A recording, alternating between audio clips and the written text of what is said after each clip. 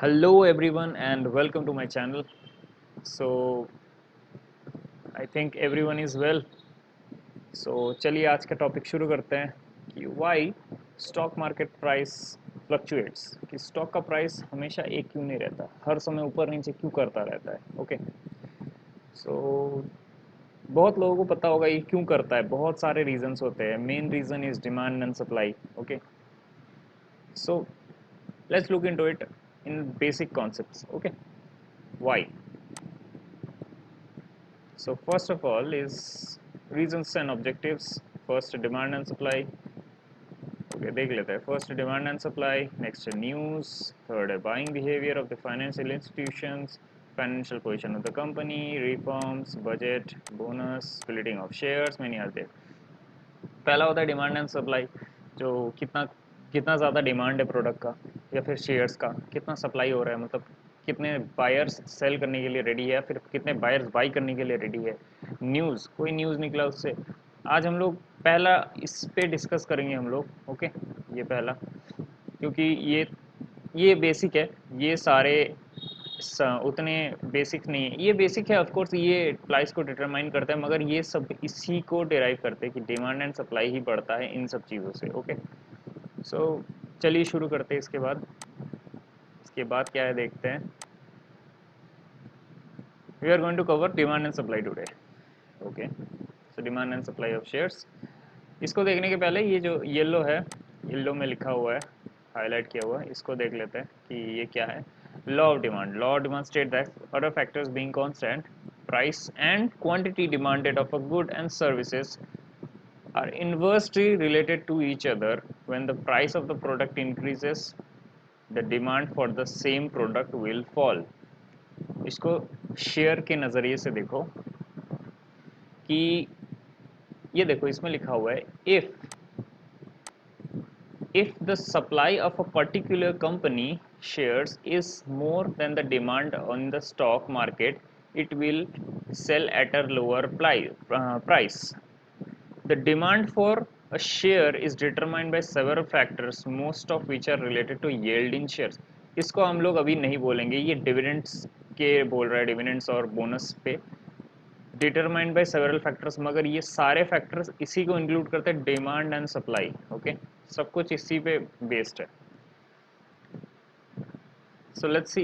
मैं जैसे मैंने बोला कि इन्वर्सली रिलेटेड है, तो इधर क्या बोला है कि सप्लाई अगर किसी कंपनी का शेयर्स बहुत ज़्यादा इशूड है. ओके. सप्लाई हियर, सप्लाई अगर बहुत ज़्यादा इशूड है शेयर्स, मगर उसका डिमांड कम है, तो कंपनी क्या करेगा. कंपनी नहीं, ऑलरेडी ये नॉर्मली एनएससी या बीएससी के वेबसाइट्स पे उनका ऑटोमेटिक हो जाता है, प्राइस कम ना शुरू हो जाता है. ओके.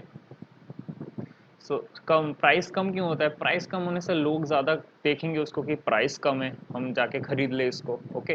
फ्यूचर में ग्रोथ दे दे. It will sell at a lower price. Okay. इधर लिखा हुआ है क्योंकि वो कम दाम में बेचना चालू कर देगा. इसका ऑपोजिट पकड़िए. अगर डिमांड बहुत ज़्यादा है, कंपनी उतना नहीं दे पा रही है, ओके, तो क्या करता है कंपनी, उल्टा कंपनी नहीं, उल्टा ज़्यादा बायर्स हो जाते तो उसका प्राइस भी बहुत ज़्यादा बढ़ जाता है. अब जब बायर्स ज़्यादा हो जाते हैं और सेलर्स कम हो जाते हैं, तो सेलर्स जब फिर से बेचना चालू करते हैं, फिर उल्टा हो जाता है इसका, तब दाम कमना शुरू हो जाता है. Okay.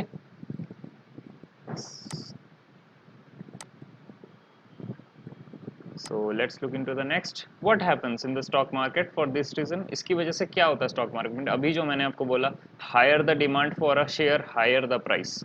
This is a simple logic. इसका ऑपोजिट करके देख लीजिए. Lower the demand for a stock, lower the price. Okay. Normal product, आप कोई प्रोडक्ट बेच नहीं पा रहे हो, आप उसको कम दाम करके निकाल दोगे. ठीक है. सेम है नॉर्मल लाइफ के साथ. इसके अभी किसी किसी चीज़ का दाम कम है, उसको आप जल्दी खरीद सकते हो. किसी चीज़ का दाम ज़्यादा है, उसको खरीदने के लिए आपको एक्यूमुलेट करना पड़ेगा, फिर आप खरीद सकते हो. सिंपल लॉजिक है. Okay. Higher the demand for a share, higher demand for a share और stock, higher the share, higher the price. Okay. So इधर एक डायग्राम है. ओके. ये ग्राफ है. जो लोग इकोनॉमिक्स लेके पढ़े उनको ये ग्राफ इजी लगेगा. मतलब ये लॉ ऑफ डिमांड है। सो लेट मी एक्सप्लेन, ये कुछ नहीं है, शेयर मार्केट है, ये शेयर मार्केट के हिसाब से समझाता हूँ आपको। किसी एक स्टॉक का दाम ज़्यादा है, ओके, लेट्स से वो प्राइस ज़्यादा था उस स्टॉक का, ओके, लेट्स सपोज 200 था, ओके। तो ये डिमांड कहाँ था? Q1 में था, ओके, डिमांड कम था उसका, तो ये डिमांड, एक डिमांड लाइन क्रिएट कर देते हैं। ये समझने के, आप जस्ट ग्राफ इधर देखिए, लाइंस को देखिए। P1 में था तो उसका क्वांटिटी 1 था, मतलब डिमांड कम था। जैसे ही उसने डिमांड को सॉरी प्राइस को घटा दिया, P1 से P2 कर दिया, डिमांड क्या हुआ? Q1 से Q2 में चला गया, ओके। जैसे ही डिमांड बढ़ गया प्राइस घटाने की वजह से, सिंपल है, दैट इज़ मोर अफोर्डेबल बन गया चीज़, अब ये Q2 में आ गया और ये P2 में आ गया, ओके। शेयर में यही होता है, जैसे ही प्राइस घटता है डिमांड बढ़ जाता है। अब इसका रिवर्स देखिए, जैसे ही ज़्यादा, सोचिए ज़्यादा बायर्स आ गए मार्केट में, ओके। सो अब क्या होता है कि ज़्यादा बायर्स आने से ज़्यादा प्राइस बढ़ जाता है, बहुत ज़्यादा बढ़ जाता है, ओके। तो बहुत ज़्यादा बढ़ने से क्या होता है, सभी लोग पैनिक हो जाते हैं, पैनिक होने के बाद सेलिंग स्टार्ट कर देते हैं। अब ज़्यादा सेलिंग होने से क्या होगा, ज़्यादा क्वांटिटी आ जाएगा आपके पास, तो जैसे ही ज़्यादा क्वांटिटी आ जाएगा ये क्वांटिटी कम हो जाएगा, मतलब डिमांड घटना चालू हो जाएगा।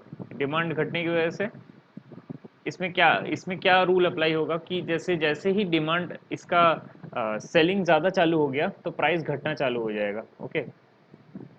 सो प्राइस घटेगा कब? जब दाम ज़्यादा बढ़ जाए। अब ज़्यादा डिमांड आएगा तो ज़्यादा डिमांड से ज़्यादा बायर्स आएंगे, ज़्यादा बायर्स जैसे ही शेयर में आते हैं तो शेयर का प्राइस बढ़ जाता है, क्योंकि आप कोई एक चीज़ का बहुत ज़्यादा जब डिमांड हो जाता है उस चीज़ का दाम बढ़ जाता है। नॉर्मल प्रोडक्ट को समझिए, नॉर्मल प्रोडक्ट आप कोई बेच रहे हैं, ओके, उस प्रोडक्ट का डिमांड ज़्यादा नहीं है, अब आपने थोड़ा सा प्राइस कम कर दिया, ओके, 2 रुपये था 1 रुपये कर दिया, 1 रुपये से बहुत ज़्यादा डिमांड आ गया। अब इतने ज़्यादा बायर्स हो जाने की वजह से आपके पास उतना सप्लाई नहीं है, तो इधर एक सप्लाई लाइन भी होता है, ओके। ये डिमांड एंड सप्लाई लाइन अलग से होता है, तो वो समझने की उतना ज़रूरत नहीं है। तो क्या होता है कि आपके पास उतना सप्लाई नहीं है तो क्या होगा, तो आप दाम का दाम फिर से 2 रुपये कर देंगे, यानी आप ठीक कर पाए, ठीक है, जैसे सप्लाई को कंट्रोल कर पाए। तो इससे क्या होगा, आप फिर से P1 में चले जाएंगे, तो P1 में जैसे ही जाएंगे डिमांड घटना चालू हो जाएगा, ओके, डिमांड घटना चालू हो जाएगा, फिर से ये एक स्टेबलाइज पोजीशन में आ गया। अब फिर से जब ये डिमांड ज़्यादा घट जाएगा फिर से प्राइस P1 में चला जाएगा। सो ऐसे ही होता है, ये देखिए, बायर ज़्यादा हुए ऊपर गया मार्केट, सेलर ज़्यादा हुए नीचे गया मार्केट, बायर ज़्यादा हुए ऊपर गया मार्केट, सेलर ज़्यादा हुए नीचे गया मार्केट, फिर कंसोलिडेट किया, ये देखिए बायर ज़्यादा सेलर ज़्यादा एकदम। और इसमें आपको मैं समझाता हूँ what is bull and bear, okay. Bull होता है जो उछाल देता है ऊपर, बुल होने से ऊपर जाएगा market, what is a bullish market that goes up, what is a bearish market that goes down, bearish market is a seller's market, bull market is a buyer's market, that's all. So thanks for watching and do subscribe to my channel and like this video. Thank you and have a great day.